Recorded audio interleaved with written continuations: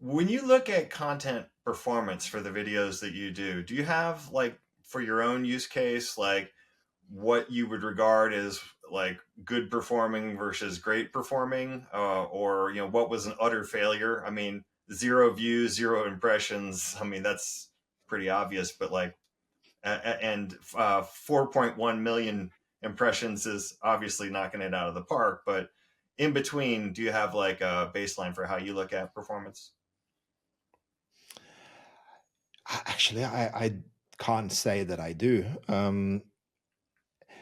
I, After the algorithm, was pulled back, I've I mean, I do miss the dopamine hit. I must admit, I miss Okay. seeing 100,000 or more Yeah. impressions on my stuff, Yeah. but that hasn't happened this year yet. The Yeah. biggest I've had this year, I think, was 10,000. But uh, ultimately, it's not about impressions or views. It's about getting your stuff in front of the right people. Hmm. Um, so at this point of time, I get happy if I get 500, Hmm. uh, which is far away from hundreds of thousands. Yeah. Um, but yeah, I've when I will, when I'm selling my services, and I don't know if I should even say this, but of course I will say, oh, I've done videos that gotten 300,000 impressions, or in my video challenge that you are part of, one girl got 41 million views, which is just absolutely bonkers. Yeah. I will mention those things, but ultimately it is vanity metrics. um, Yeah. you just need to get in front of the right people, and the way that you get in front of the right people and stay top of mind is to share what you know again Yeah. and again and again and again, because they might see your stuff today, but they are not in the right place in the buyer journey. But they see your stuff again in 3 weeks, and then they might be ready to buy. So Yeah.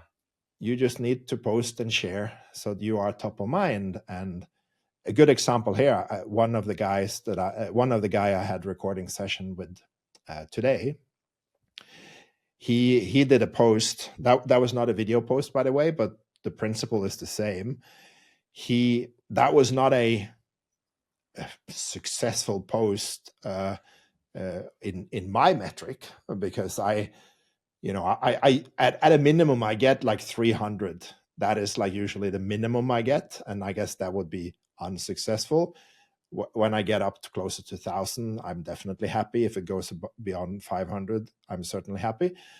And this post of his, he had, I think it was 7 comments and 13 or 14 likes, and I don't know how many views, but I'm guessing less than 100.